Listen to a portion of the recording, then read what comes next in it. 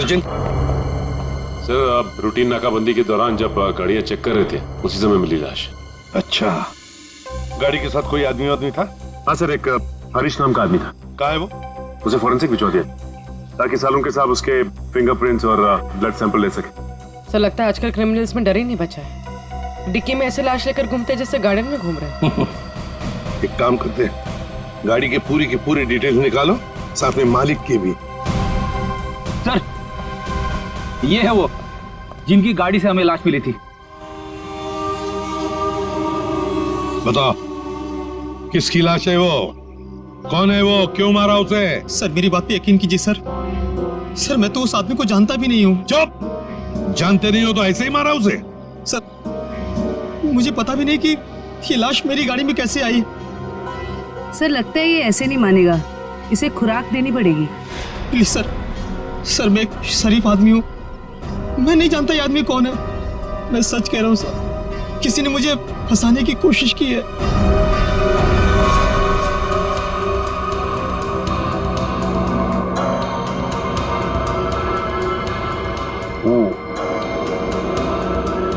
इसका body temperature के हिसाब से तो तारिका, इस आदमी की मौत 6 से 8 घंटे पहले हुई। 6 से? सर इसकी घड़ी भी लगभग, ये देखिए, लगभग 8 घंटे पहले ही बंद हुई है और टूट भी चुकी है। तो हाँ, इसका मतलब तो ये हुआ तारिका कि यह आदमी 8 घंटे पहले कहीं गिरा था या किसी ने इसे गिराया, और उसी दौरान इसकी सांसें भी बंद हो गई और इसकी घड़ी भी बंद हो गई। अच्छा, एक काम करते हैं, हरीश के कपड़ों का लिमोनॉल टेस्ट करते हैं, शायद कुछ ब्लड स्ट्रेन मिल जाए।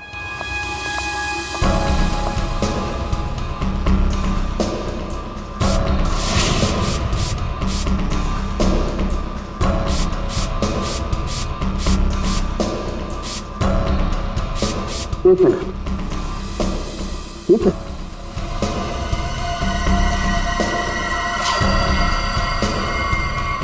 Secret pocket. Secret pocket? अच्छा, चलो इसको टेस्ट करो।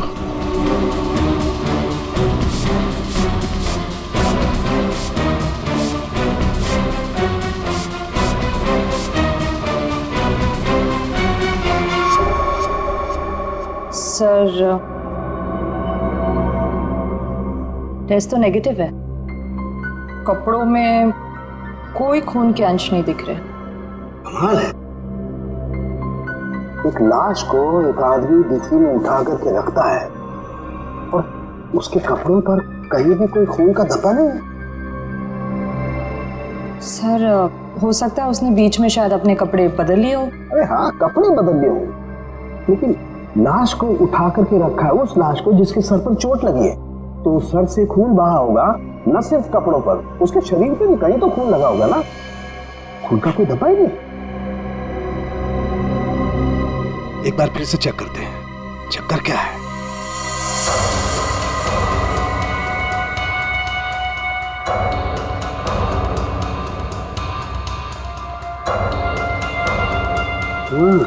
अरे क्या इसके नाखूनों में कुछ है? एक मिनट,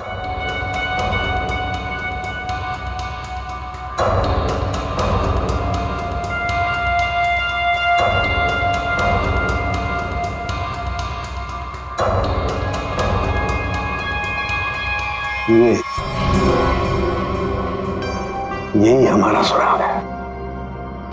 हाँ। अच्छा, इसकी और बाकी की चीजें चेक की थी कपड़े के अलावा? हाँ सर, बस जूतों में से थोड़ी मिट्टी मिली है। मिट्टी मिली है? हाँ, दिखाती हूँ।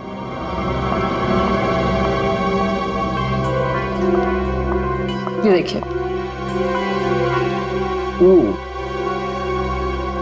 अरे क्या काम करो, इस मिट्टी को चेक करो, पता लगेगा ये कहाँ की कौन से एरिया की मिट्टी है।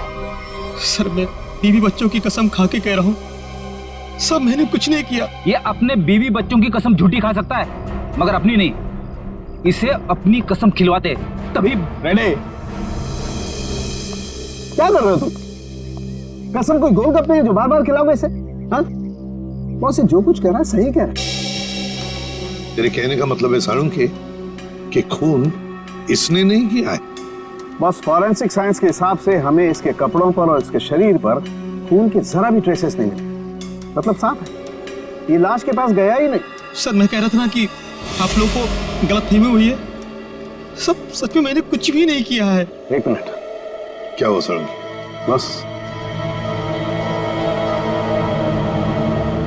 बस ये देखो, यहां पर से पेंट खुरचा गया है और यही पेंट मुझे लाश के नाखूनों में मिला है।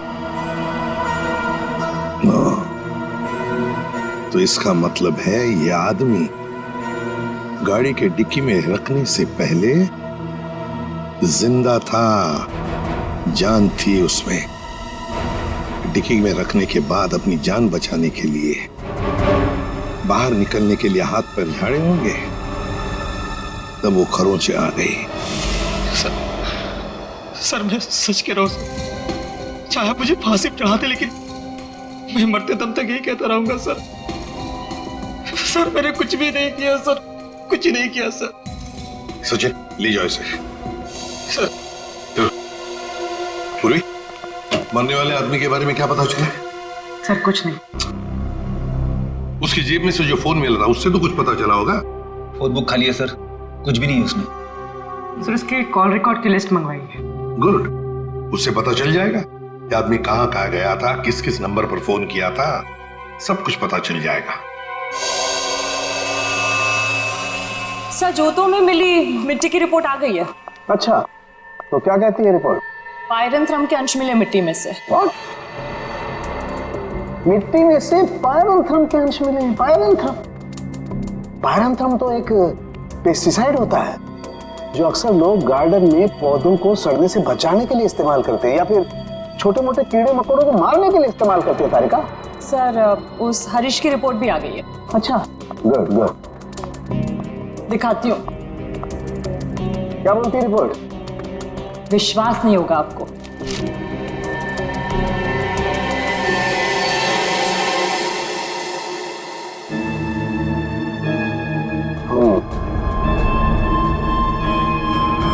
ये बात है।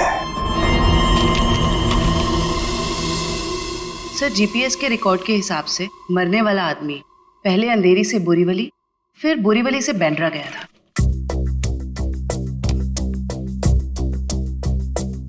अंधेरी से ये गया बोरीवली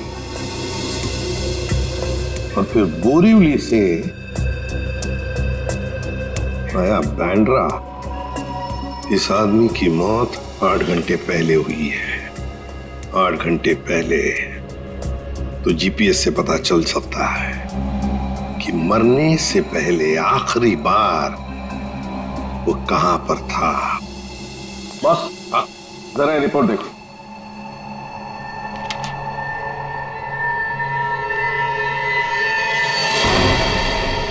क्या ये बात है? फ्रेडी, ले आओ इसे बाहर।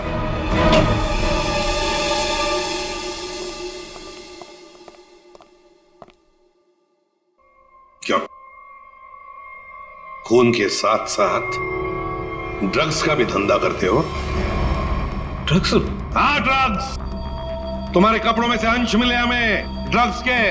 सर मैं पैसों के लिए ड्रग्स सप्लाई करता हूँ लेकिन मैं कातिल नहीं हूँ सर। मैं सच कह रहा हूँ। आज 8 घंटे पहले कहां थे तुम? सर 8 घंटे पहले मैं सेंटा क्रूज में था सर। वहां से मुझे दादर माल सप्लाई करना था।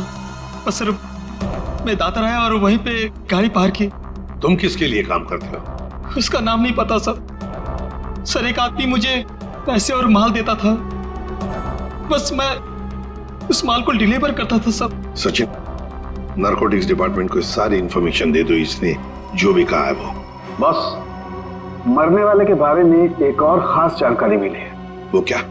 उसके जूतों में मुझे मिट्टी मिली है और उस मिट्टी से ये पता चलता है कि आखिरी बार वो किसी गार्डन में गया था।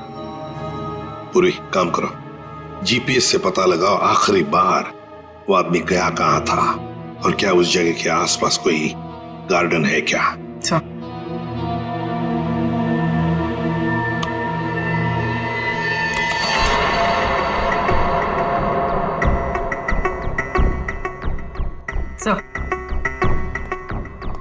सर ये आदमी शहर के बाहर एक रेजिडेंशियल एरिया है।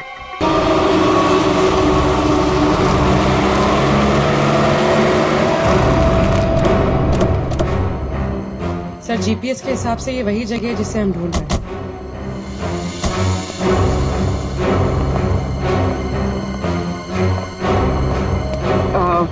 सुनिए, आप जानती हैं इसे? हाँ, ये तो सुरेश है, हमारे पड़ोस में रहता है, वो रहा उसका घर। पर आप लोग कौन है? देखिए, हम लोग सीआईडी से हैं। बात यह है कि हमें सुरेश की लाश मिली है, मौत हुई है उसकी। बड़ा अच्छा आदमी था, इतने बड़े घर में अकेले रहता था, बड़ा मेहनती था और अपना बिजनेस अच्छे से संभालता था। ऐसी कोई और बात आप बता सकते हैं जिससे हम उसके बारे में कुछ और जान सकें? हाँ, वो विदेश यात्रा के लिए निकल जाया करता था और महीने के 15-20 दिन गायब रहता था। चलो, उसका घर चेक करते हैं।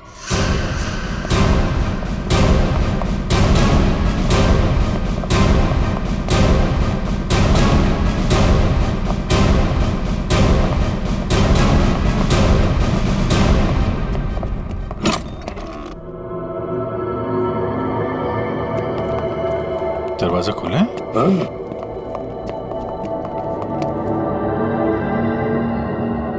सामान तो पूरा बिखरा हुआ है। लगता है कुछ ढूंढने की कोशिश की गई है। सर शायद खून ही होगा जिसे सुरेश से कुछ चाहिए होगा। और सुरेश ने देने से इनकार कर दिया। और नहीं मिला तो उसने शायद सुरेश को मार डाला। अच्छी तरह से घर की तलाशी लो, देखो कुछ मिलता है क्या।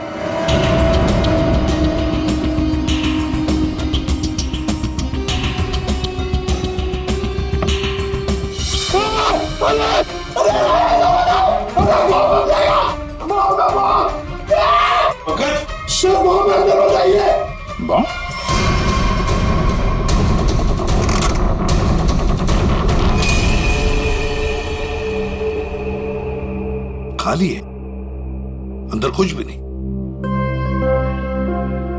लगता है खूनी सब कुछ लेकर गया है यहां से। तो फिर ये केस खून के साथ साथ लूट का भी हो गया सर। और ये लूट पिछले 8 घंटे में हुई है, सुरेश के मरने के बाद। काम करो, यहाँ के सारे फिंगरप्रिंट उठाओ, एक fingerprint.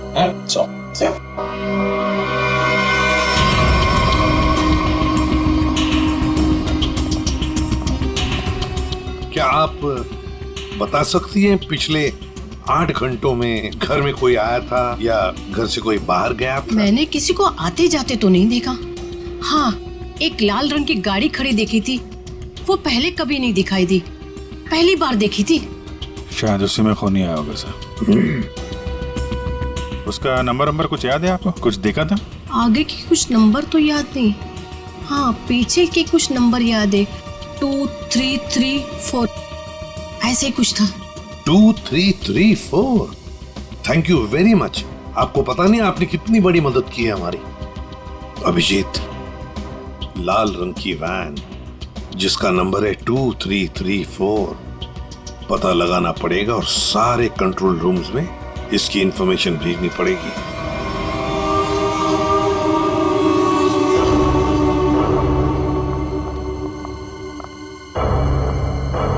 Yes ma'am. Yes ma'am, may I help you? मैं आपकी क्या सेवा कर सकता हूँ?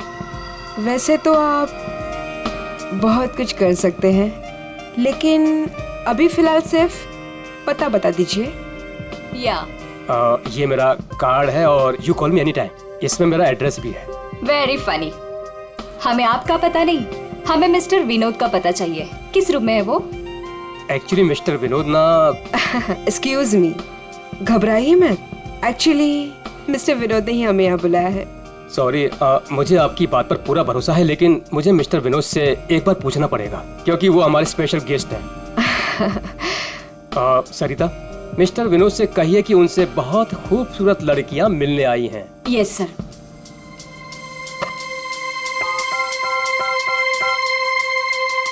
मिस्टर विनोद, आपसे 2 लड़कियां मिलने आई हैं। ओके, जाइए आप, आपको मिस्टर विनोद ने बुलाया है। Room number 305।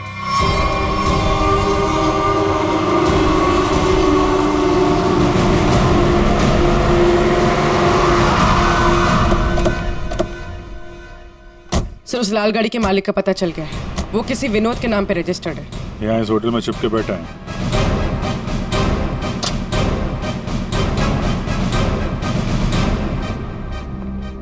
Yes sir. भाई साहब, आपके यहाँ कोई विनोद नाम का आदमी ठहरा है क्या? सॉरी सर, हम अपने रिस्पेक्टेड गेस्ट के बारे में कुछ नहीं बता सकते। नहीं देते, ये अच्छी बात है, लेकिन हम लोग सीआईडी से हैं। सीआईडी से? क्या क्या हुआ सर? हुआ नहीं है, होने वाला है। आप हमें जरा मिस्टर विनोद का कमरा बताइए। सर बात क्या है ये तो बताइए। विनोद ने खून किया है और खून करके यहाँ छुप के बैठा है। खून किया सर? सर वो खूबसूरत लड़की को क्या होगा जो अभी अभी ऊपर गई हैं? कौन सी खूबसूरत लड़कियां? सर अभी 2 लड़की आई थी, वो अभी अभी ऊपर गई हैं। अब जरा कमरा दिखाइए उसका। सर ये वाला रूम।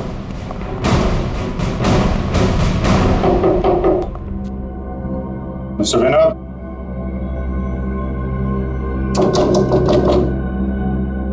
दरवाजा खोलिए।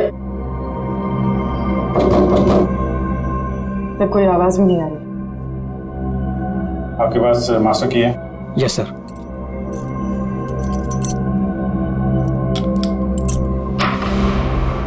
विनोद,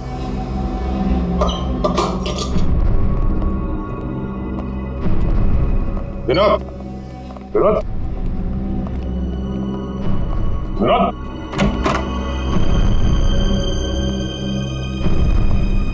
यहाँ कमरे में तो कोई भी नहीं है। तुम तो कह रहे थे कि 2 लड़कियां मिलने आई थी, यहाँ तो कोई भी नहीं है। पता नहीं सर, हमने इसी कमरे में फोन करके पूछा था विनोद जी से, तभी लड़कियों को भेजा था यहाँ पर। फिर अचानक से गायब कहाँ से हो? ये तो कोई प्लानिंग लगती है। तुमने विनोद को होटल से बाहर जाते हुए देखा है? नहीं सर, मैं पूरे टाइम रिसेप्शन पर था और मैंने जाते हुए उन्हें नहीं देखा। अच्छी तरीके से चेक करो कमरे को, कोई ना कोई सुराग तो छोड़ा होगा उसने।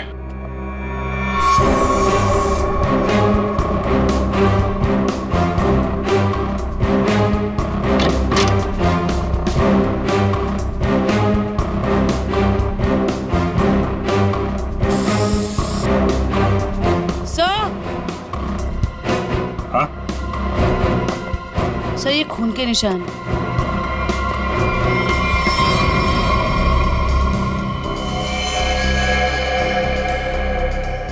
यहाँ पे कुछ हुआ है? सर कहीं विनोद ने उन दोनों लड़कियों को मार के उनकी लाश को होटल में कहीं छुपा दिया हो और मौका देख के यहाँ से भाग गया हो।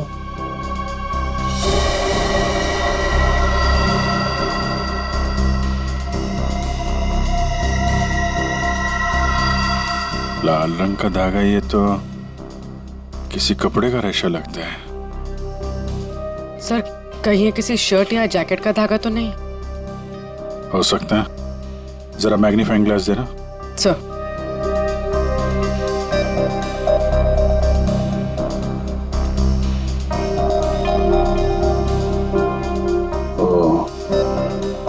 इस पे भी खून लगा हुआ है।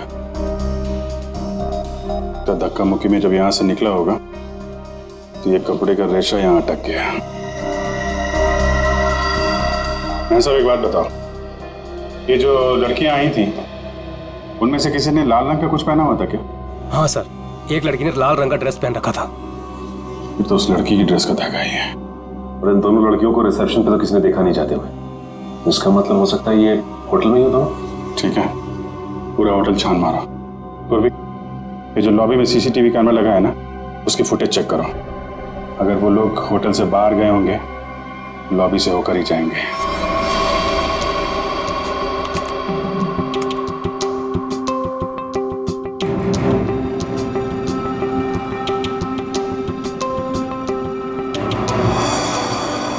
सर यही दोनों लड़कियां थी जो विनोद जी से मिलने आई थी।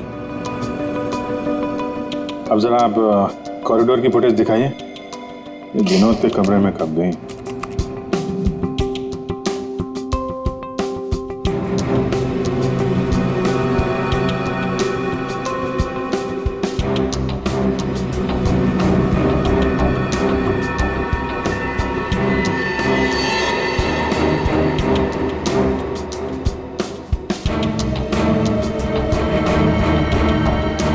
ये लोग अंदर तो नहीं थे। अच्छा फॉरवर्ड करो, बाहर कब आई?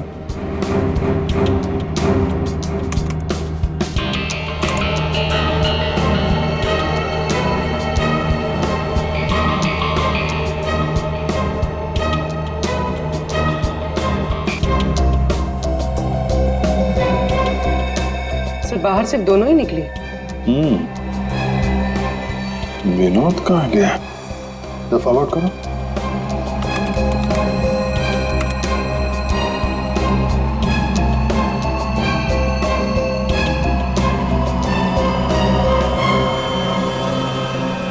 तो विनोद कहाँ गया? सर रूम में भी नहीं था और बाहर भी नहीं निकला।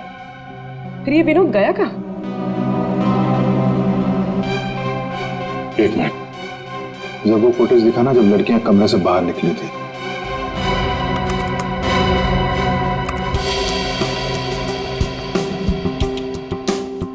स्टॉप। सूटकेस देखा? अब जरा वो फुटेज दिखा ना, जब ये अंदर गई थी।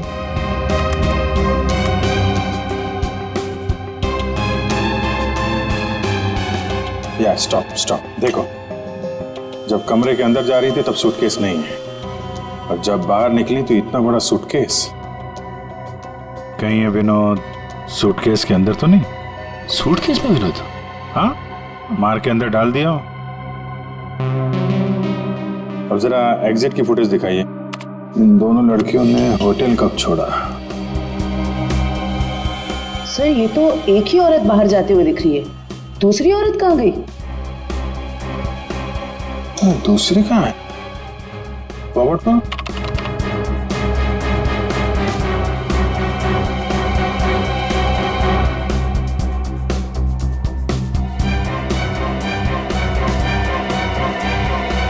दूसरी वाली लड़की अभी भी होटल में है क्या? निखिल। Yes sir. जितने भी एग्जिट है ना, होटल के सब बंद करवा दो। ठीक है सर। मैनेजर साहब, यस सर। सारे केस को नीचे बुलवाइए। जी। पूर्वी, इस दूसरी लड़की की फोटो ब्यूरो में भेजो। अपने क्रिमिनल डेटाबेस से चेक करो, इसके बारे में कोई जानकारी मिलती है क्या? कोई क्रिमिनल रिकॉर्ड? क्यों बंद है? आप प्लीज इसे खोलिए, हमें घर जाना है। और ये कोई तरीका है? हम इज्जतदार लोग हैं, आप ऐसे हमें रोक नहीं सकते। आप लोगों को जो परेशानी हो रही है उसके लिए माफ कीजिए, लेकिन ये केस की जांच चल रही है, उसके लिए हम आशा करते हैं कि आप लोग कानून की मदद करेंगे। ये फोटो देखिए, इस औरत को पहचानती हैं? कहीं देखा है आप लोगों ने इस औरत को? कौन है ये औरत सर?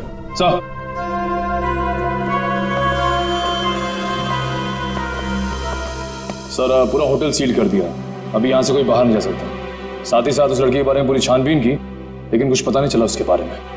लड़की अगर मिली नहीं है तो फिर यहीं कहीं होगी। मैनेजर साहब, कोई और दरवाजा है जहां से होटल से बाहर जा सकते हैं? सर यहाँ पे कोई खुफिया रास्ता तो नहीं है, लेकिन पार्टी हॉल में एक दरवाजा है जहां से बाहर जा सकते हैं, लेकिन वहां पर तो पार्टी चल रही थी। अरे पार्टी चल रही थी, बाहर तो जा सकते हैं ना। तुम फोटोग्राफर इधर आओ। यस। तुम पार्टी में थे? हाँ सर। फोटो खींची? यस। कैमरा दो।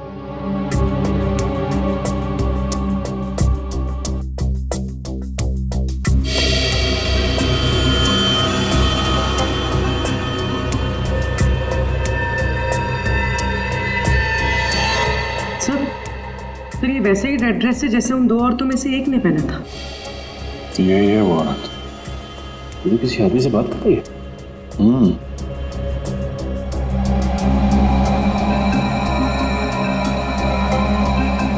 एक मिनट, आप जिस औरत से बात कर रहे थे उसको जानते हैं? कौन सी औरत? ये औरत। मैं इसे नहीं जानता। कोई बात नहीं, हम लोग पता लगा लेंगे। पार्टी कहाँ चल रही थी? सर उस तरफ।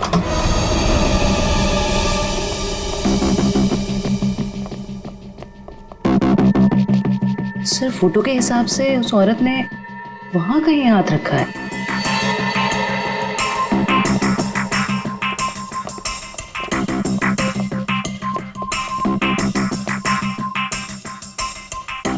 यहाँ पे प्रिंट तो दिखाई दे रहा है। यहाँ पे हाथ रखा, पास में दरवाजा है, यहीं से निकल गई होगी। उठाओ इस प्रिंट को।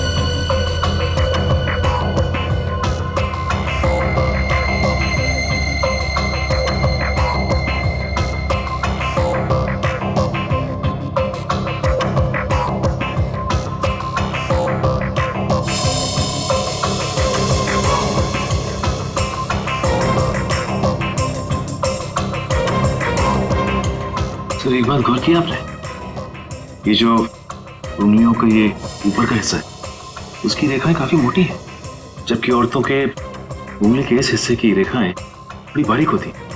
इसमें ऐसा नहीं है। ये रेखाएं तो मोटी है, मतलब मर्द की रेखाएं। लेकिन ये जो रेखाओं के हिसाब से जिसे हम ढूंढ रहे हैं, फिर तो वो कोई औरत नहीं है, कोई मर्द है। सर कैसी बात कर रहे हैं सर? मैंने उन दोनों को नजदीक से देखा था और बड़े गौर से देखा था। वो दोनों लड़कियां थी। मेरे साहब, साइंस और टेक्नोलॉजी झूठ नहीं हो सकती है। वो जो दूसरी औरत आपके होटल में आई थी वो एक मर्द है। सर शायद इसलिए हमारे डेटाबेस में उस लड़की की कोई पहचान नहीं मिली, लेकिन इस फिंगरप्रिंट से उस मर्द की पहचान हो सकती है। जयवंती, ये फिंगरप्रिंट्स डॉक्टर सालुंके की लैब में भेजो। Yes sir. इसमें पसीने के डीएनए भी होंगे, इससे उस आदमी के बारे में सारी जानकारी मिल सकती है।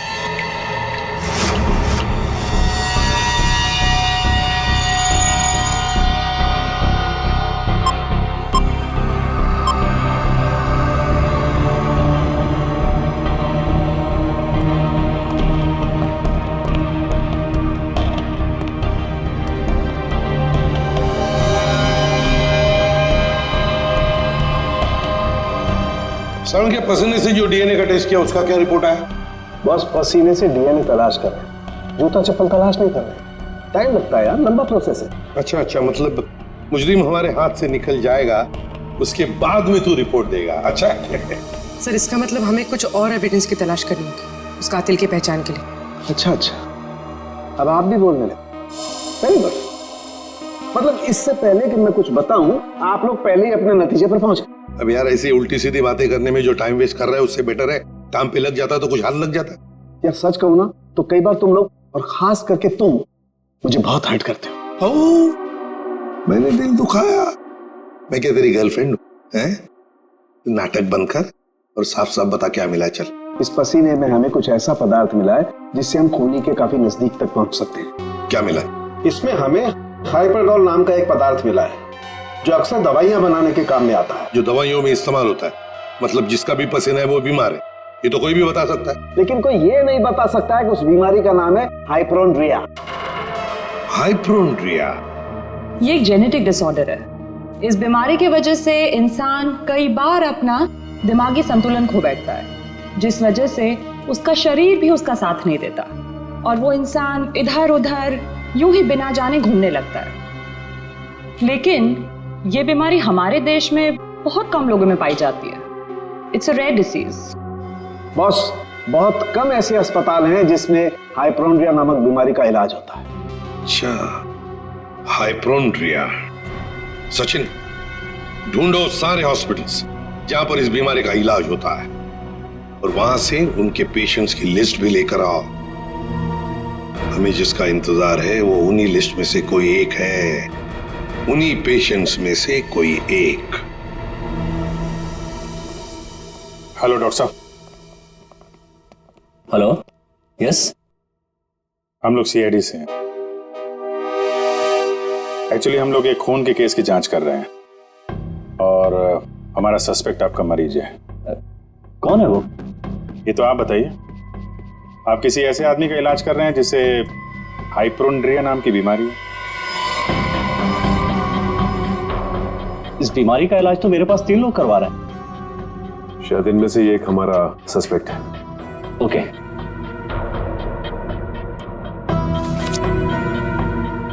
ये रही वो file. Thank you doctor.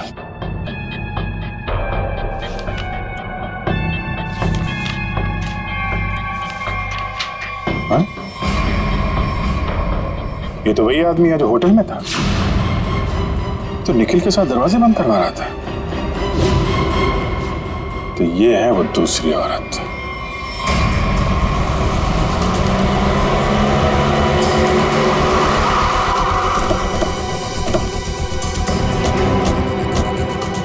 Excuse me manager साहब, वो वेटर कहाँ जो निखिल के साथ दरवाजा बंद करने गया था? क्यों सर, क्या हुआ?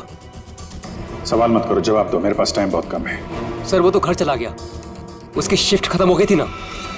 वो वैसे रेस्ट रूम में रहता था, आज वो जल्दी चला गया, कुछ हड़बड़ी में था सर। मुझे मालूम है क्यों हड़बड़ी में था वो रेस्ट रूम कहाँ है? सर होटल के पीछे। जयवंत निखिल जरा देखो रेस्टोरेंट में जो मिलता है लेके आ।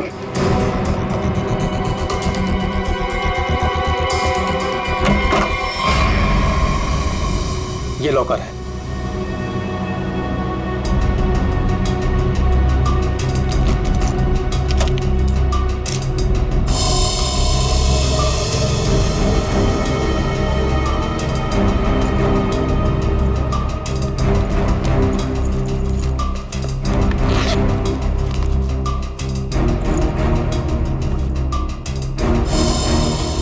काफी चालाक है, फोन इसमें रख के गया ताकि हम उसे ट्रेस न कर सकें। सर ये बैग और ये मोबाइल फोन मिला है। बैग में और कुछ है? नहीं सर। लगता है वेटर बड़ी जल्दी में था, अपना सारा सामान यही भूल के चला गया। फोन लॉक है, इस फोन को अनलॉक करवाओ, इसके अंदर जितनी फोटोज हैं, वीडियोज हैं, कॉल लिस्ट सब छान मारो। अब ये फोन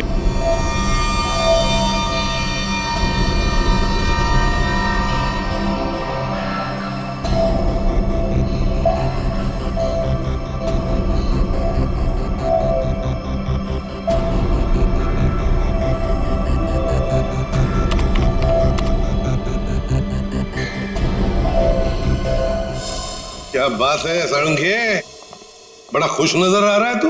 बस इंसान को हमेशा खुश रहना चाहिए, मुस्कुराते हुए रहना चाहिए। इससे क्या बीपी कंट्रोल में रहता है, चेहरे पर झुर्रियां जरा कम आती है। अच्छा हैंडसम, फोन से क्या पता चला, बता जल्दी। कोई फोटोज नहीं, कोई मैसेजेस नहीं, सिर्फ एक कॉल रिकॉर्डिंग मिली है इस फोन में से। Recorded call? तो फिर सुनते ना। हाँ सर, सुनाती। हाँ। अच्छा बस, ये हमें होटल में से जो वेटर का बैग मिला था, इस पे मुझे ये काई मिली, एल्गी, जिसे सीवीड कहते, वो। सीवीड, समुद्री खाई। सर हाँ।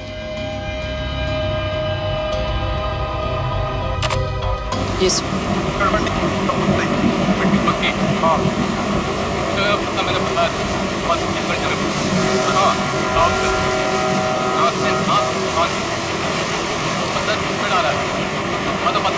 ये क्या हिब्रू भाषा में बात कर रही है? अरे नहीं फ्रेडी, बैकग्राउंड में साउंड बहुत है इसलिए ऐसी आवाज आ रही है। सर 2 लोगों की बात करने की आवाज है।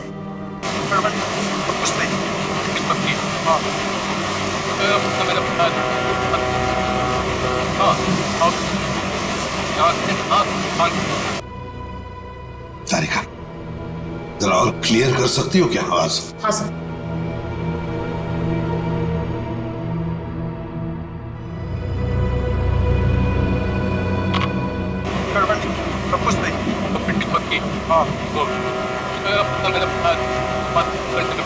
लगता है कोई खास डील की बात चल रही है।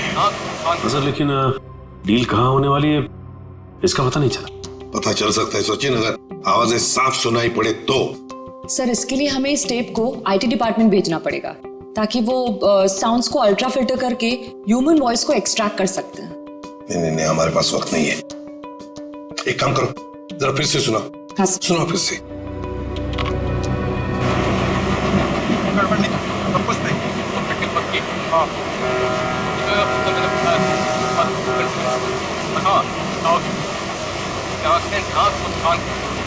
सर ये तो किसी पानी के जहाज के सायरन की आवाज है। जयवंती, फॉग हॉर्न का आवाज है ये, फॉग हॉर्न। अक्सर जब फॉग होता है ना, कोहरा होता है, तब ये सायरन बजाया जाता है बाकी जहाजों को सतर्क करने के लिए। सर मतलब जहाँ ये कॉल रिकॉर्ड हुआ है वो जगह बंदरगाह के पास है। बिल्कुल, जल्दी से जल्दी ये जगह ढूंढनी चाहिए, पहुंचना चाहिए हमें, इससे पहले कि ये डील हो जाए। Let's go.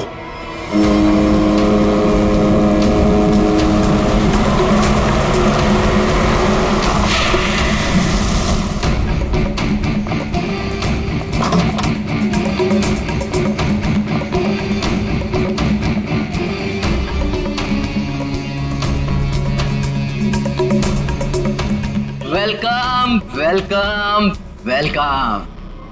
कहाँ है तुम्हारा बॉस? बॉस यहाँ है। मिस्टर विनोद से कहिए कि उनसे बहुत खूबसूरत लड़कियां मिलने आई हैं। हाँ ठीक है, उन्हें मेरे रूम में भेज दो। खुशामदीद, आइए। वादे के अनुसार मैंने आप लोगों को हीरो के सैंपल्स तो भेज ही दिया था, आप लोगों ने देख भी लिया होगा। हाँ, पर हमें डीलिंग के लिए पार्टी में मिलना था। वो वादा तो आपने पूरा नहीं किया। क्या होता है ना, कभी कभी एक वादा पूरा करने के लिए बाकी कई वादे तोड़ने पड़ते हैं, और मैंने भी वही किया। खैर, हमें तो अपने हीरो से मतलब है, और वो हमें आपसे मिले तो हमें कोई परेशानी नहीं।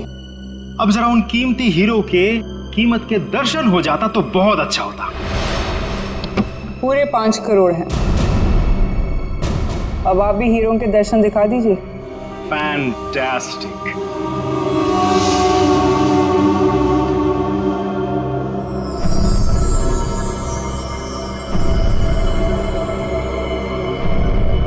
Thank you very much. आप लोगों के साथ बिजनेस करके मुझे बहुत अच्छा लगा।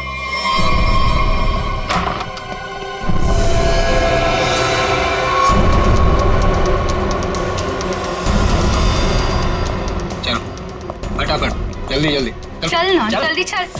तुम लोग? हाँ चल, सेवा करने के लिए आए हैं। चल जल्दी चल। हाथ ऊपर, हाथ ऊपर। चल। देखो, ये तुम लोग अच्छा नहीं कर रहे हो, ये अंजाम बहुत बुरा होगा, मैं बता रहा हूँ। तेरे बुरे अंजाम का तो फैसला उसी समय हो गया था जब तू हम लोगों को धोखा देकर हीरे चुरा कर भागा था। अब ये हीरे हमारे साथ ही जाएंगे और तू जाएगा ऊपर भगवान के पास, समझा? देखो, ये सही नहीं हो रहा है। मैं तुम्हारा दोस्त हूँ ना।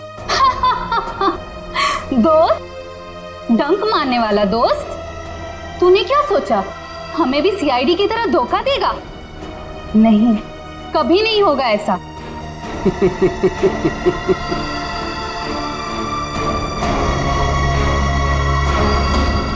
ए ला, बैग मुझे दे। धोखेबाज।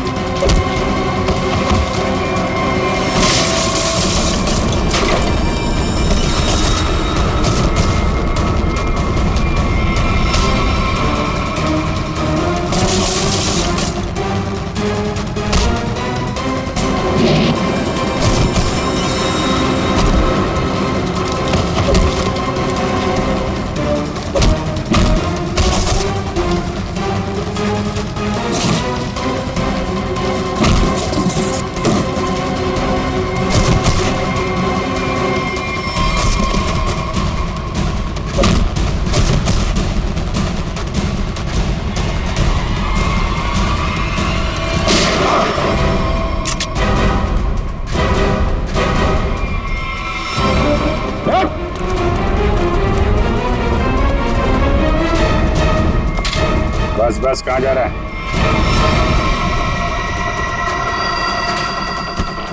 बहुत होशियार समझता है।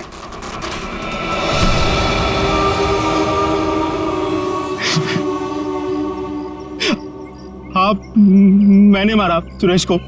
क्यों मारा? हीरो के लिए। हीरो के लिए? हमें पता चल गया था कि सुरेश विदेश से हीरा स्मगल करता है।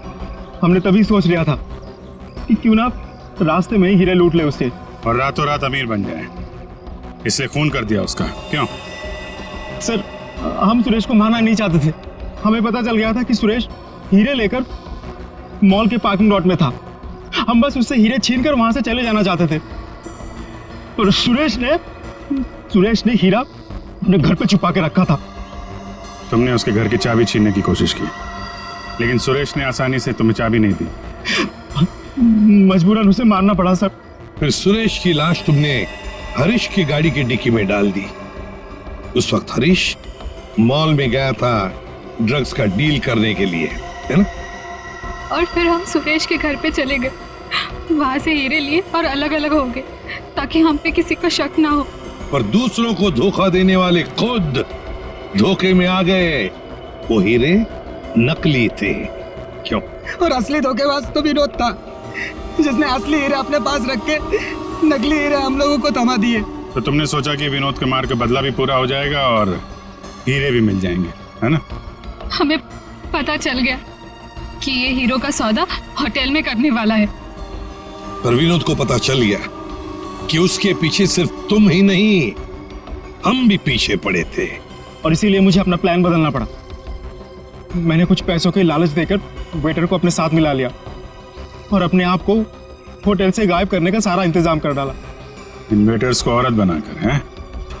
तुम में से एक ने इसे सूटकेस में बंद करके होटल से बाहर निकाल दिया।